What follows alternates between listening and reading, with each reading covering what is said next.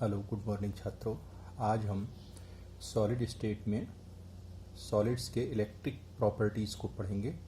Electric properties in solids, ठोसों के वैद्युत गुण। जैसा कि आपने सुना होगा, चालक, अर्धचालक, कुचालक किसे कहते हैं, तो इसी को हम यहाँ पर समझाते हैं। वे पदार्थ जिनकी चालकता बहुत अधिक होती है तथा प्रतिरोधक क्षमता बहुत कम होती है, यानी कि प्रतिरोधकता बहुत कम होती है, चालक कहलाते हैं। सोडियम है, कॉपर है, मैग्नीशियम है इत्यादि धातुएं चालक कहलाती हैं। वे पदार्थ जिनकी चालकता चालक तथा कुचालक के मध्य होती है अर्धचालक कहलाते हैं, जैसे सिलिकॉन, जर्मेनियम इत्यादि। ये अर्धचालक का काम करते हैं। कुचालक वे पदार्थ जिनकी चालकता बहुत कम होती है, 10⁻⁻⁴ से 10⁻⁻12 ओम प्रति मीटर होती है, और प्रतिरोधकता बहुत अधिक होती है, कुचालक कहलाते हैं, जैसे लकड़ी, माइका, क्वार्ट्ज, हीरा, रबर, सल्फर इत्यादि। ठोसों में ऊर्जा बैंड सिद्धांत। अब ये क्यों कुचालक होते हैं, क्यों अर्धचालक होते हैं, क्यों सुचालक होते हैं, उसको हम समझाने के लिए ऊर्जा बैंड सिद्धांत, एनर्जी बैंड थ्योरी समझाते हैं। तो पहले एनर्जी बैंड कितने प्रकार के होते हैं और इनमें क्या अंतर होता है, क्या रिलेशन है, ये समझाएंगे। तो ठोस पदार्थों की वैद्युत चालकता निम्न 3 महत्वपूर्ण पद आते हैं। पहले है वैलेंसी बैंड, संयोजकता बैंड। वैलेंसी बैंड में क्या है, किसी पदार्थ के अधिकतम ऊर्जा वाले भरे हुए बैंड को संयोजकता बैंड कहते हैं।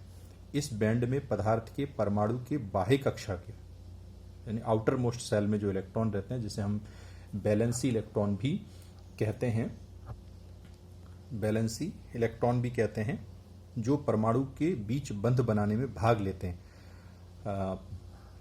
अतः उन्हें हम मुक्त इलेक्ट्रॉन नहीं कहते हैं, मुक्त इलेक्ट्रॉन नहीं होते हैं, बल्कि बॉन्ड बनाने में हिस्सा लेते हैं, इसीलिए उन्हें हम बैलेंसी इलेक्ट्रॉन भी कहते हैं। किनको? आउटर मोस्ट सेल को। तो अतः ये चालन में कोई योगदान नहीं देते, इसे ईवी से प्रदर्शित करते हैं। इस बैंड को हम ईवी से प्रदर्शित करते हैं, जिनका कंडक्शन में कोई इन इलेक्ट्रॉनों का कोई रोल नहीं होता। तो ये बैंड कहलाता है बैलेंसी बैंड। बैलेंसी बैंड किसी भी परमाणु का आउटर मोस्ट सेल में जो इलेक्ट्रॉन्स होते हैं उनको कहते हैं। अगला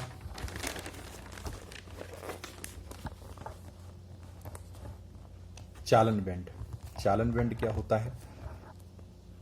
किसी पदार्थ के न्यूनतम ऊर्जा वाले रिक्त बैंड को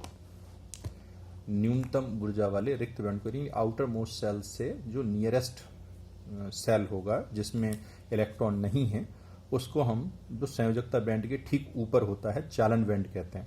जब संयोजी बैंड से कोई इलेक्ट्रॉन अतिरिक्त ऊर्जा प्राप्त करके चालन बैंड में चला जाता है तो ये मुक्त इलेक्ट्रॉन कहलाता है और वैद्युत चालन में अपना योगदान देता है। इसे चालन बैंड को हम ईसी से प्रदर्शित करते हैं।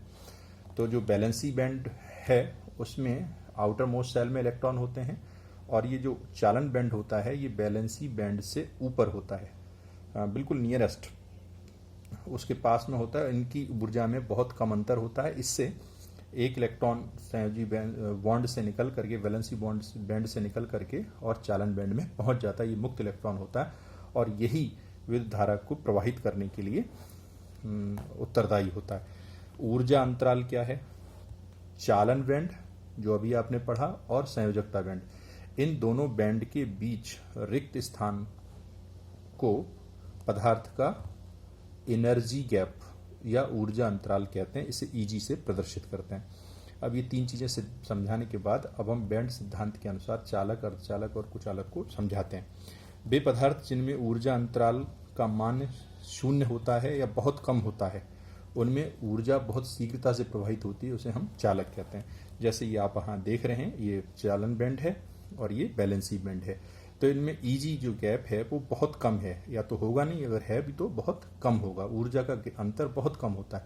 तो इसलिए आसानी से इलेक्ट्रॉन यहाँ पहुंच जाता है और सुगमता से इसमें विद्युत धारा प्रवाहित हो जाती है। वैसे ही अब ये पदार्थ कुचालक हैं। इसमें जो कंडक्शन बैंड है और बैलेंसी बैंड है, इनमें जो एनर्जी गैप है वो बहुत ज़्यादा होता है, और एनर्जी गैप ज़्यादा होने के कारण ये यहाँ से मुक्त इलेक्ट्रॉन इधर नहीं पहुँच पाता, इसलिए विद्युत धारा इसमें उतनी आसानी से प्रवाहित नहीं होती, इसमें अब विद्युत धारा का प्रवाह नहीं हो पाता, इसलिए इन्हें कुचालक कहते हैं। फिर इसी को हमने नीचे लिख करके भी समझा दिया। इनमें संयोजकता बैंड पूर्ण रूप से भरा तथा चालन बैंड पूर्ण रूप से खाली होता है। इनके बीच ऊर्जा अंतराल अधिक होता है, जिससे इसमें विद्युत धारा का प्रवाह नहीं हो सकता, ये कुचालक कहलाते हैं। फिर आता है अर्धचालक। अर्धचालक क्या है? इनमें संयोजकता बैंड पूर्ण रूप से भरा तथा चालन बैंड पूर्ण रूप से रिक्त होता है। इन बैंडों के बीच ऊर्जा अंतराल कम होता है अतः इनमें ऊर्जा का चालन चालकों से कम और कुचालकों से अधिक होता है। जैसे अभी कुचालक में बताया था ना कि ये क्या है? चालन बैंड है, और ये क्या है?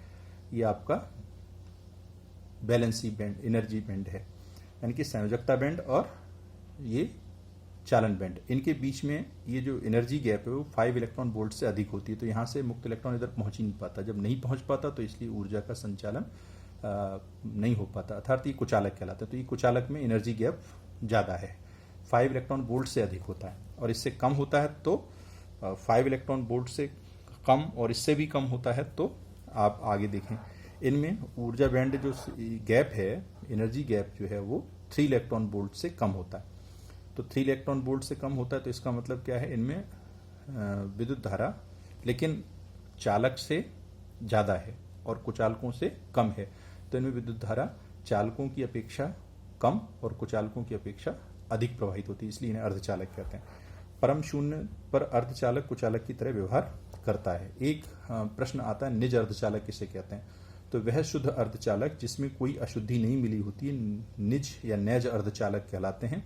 परम शून्य ताप पर ये अचालक की तरह, कुचालक की तरह कार्य करते हैं। शुद्ध सिलिकन व शुद्ध जर्मेनियम ये 0 डिग्री सेल्सियस पर या परम शून्य पर, परम शून्य का मतलब है -273 डिग्री सेल्सियस पर, -273 डिग्री सेल्सियस पर ये शुद्ध सिलिकन और शुद्ध जर्मेनियम निज अर्धचालक या नैज अर्धचालक कहलाता है। डोपिंग किसे कहते हैं? शुद्ध अर्धचालकों में कोई अशुद्धि जैसे आर्सेनिक, एंटीमनी, फास्फोरस अल्प मात्रा में मिलाते हैं तो इसकी चालकता कई गुना बढ़ जाती है। इस क्रिया को डोपिंग कहते हैं। अशुद्धि ऐसी होनी चाहिए जो शुद्ध अर्धचालक में विकृति पैदा कर दे, तो इससे उसकी चालकता बढ़ जाती है। अब ये 2 टाइप के अर्धचालक होते हैं, एक एन टाइप अर्धचालक और एक पी टाइप अर्धचालक। तो एन टाइप अर्धचालक किसे कहते हैं? शुद्ध जर्मेनियम या सिलिकन के क्रिस्टल में पंच संयोजी अपद्रव्य, यानी कि ऐसी जिनकी संयोजकता 5 होती है, जैसे फास्फोरस है, आर्सेनिक है, इनको मिलाते हैं तो एन टाइप अर्धचालक कहलाते हैं, क्योंकि इनमें पंच संयोजी यानी कि पेंटावैलेंट अशुद्धि के कारण एक अतिरिक्त मुक्त इलेक्ट्रॉन होता है जो सिलिकन के बीच बंध नहीं बनाता, वैद्युत चालन के लिए स्वतंत्र होता है। यानी कि इसमें जो विद्युत धारा है वो इलेक्ट्रॉन के माध्यम से बहती है। तो कैसे? जैसे सिलिकन है तो सिलिकन में सिलिकन की वैलेंसी 4 होती है और इसमें हमने पेंटावैलेंट अशुद्धि मिला दी, जैसे फास्फोरस। तो सिलिकन 4, अब जैसे ये फास्फोरस है तो ये फास्फोरस इधर सिलिकन से बॉन्ड बना लेगा, इधर बॉन्ड बना लेगा, इधर बॉन्ड बना लेगा, इधर बॉन्ड बना लेगा, तो 4 इलेक्ट्रॉन तो कंज्यूम हो गए, 1 2 3 4, लेकिन 1 इलेक्ट्रॉन ये बच गया। यही इसमें विद्युत चालकता का कारण होगा, यही फ्री इलेक्ट्रॉन विद्युत चालकता का कारण है, इसलिए इसे एन टाइप अशुद्धि बोलते हैं, एन टाइप अर्धचालक कहते हैं। अब इसके प्रकार, एन का मतलब होता है नेगेटिव, तो इलेक्ट्रॉन पे चूंकि नेगेटिव चार्ज होता है इसलिए एन टाइप से अर्धचालक नाम दिया गया। इसी प्रकार से पी टाइप अर्धचालक क्या होते हैं? तो शुद्ध जर्मेनियम या सिलिकन में त्रिसंयोजी वाला अपद्रव्य, यानी कि जो सिलिकन है वो 4 है, उसकी जो अर्धचालक है उनकी वैलेंसी 4 है। 4 से अधिक वाला मिलाएंगे तो नेगेटिव यानी एन टाइप बनेगा, और 4 से कम वाला यानी कि 3 वाला मिलाएंगे तो पी टाइप बनेगा। कैसे? एल्यूमिनियम, बोरान, जर्मेनियम, इंडियम, ये ग्रुप 13 के तत्व हैं। इनमें से कोई भी अगर हम अशुद्धि मिलाते हैं तो ये पी टाइप प्रकार के अर्धचालक होते हैं। इसमें जर्मेनियम या सिलिकन से कम संयोजकता वाला अपद्रव्य मिलाने पर एक धनावेशी छिद्र उत्पन्न होता है जिसके कारण विद्युत का चालन होता है, इसलिए इसे पी प्रकार का अर्धचालक कहते हैं। जैसे ये बोरान ले लिया हमने, तो बोरान के कितने हैं? 3, तो 1 2 3 से तो बॉन्ड बना लिया, लेकिन यहाँ क्या बचा? यहाँ एक पॉजिटिव होल बचेगा, तो इस पॉजिटिव होल, यही पॉजिटिव होल इसमें विद्युत धारा प्रवाहित करेगा, तो इसलिए इसे पी टाइप अर्धचालक कहते हैं। फिर एन टाइप और पी टाइप अर्धचालकों के अनुप्रयोग। तो अनुप्रयोग एन व पी प्रकार के अर्धचालकों का उपयोग कई प्रकार के इलेक्ट्रॉनिक यंत्र बनाने में होता है, डायोड के निर्माण में, ट्रांजिस्टर के निर्माण में। तो इस वीडियो में हमने आपको केवल जो इलेक्ट्रिक प्रॉपर्टी इन सॉलिड्स पढ़ाया। अगली वीडियो में मैग्नेटिक प्रॉपर्टी ऑफ सॉलिड्स पढ़ाएंगे।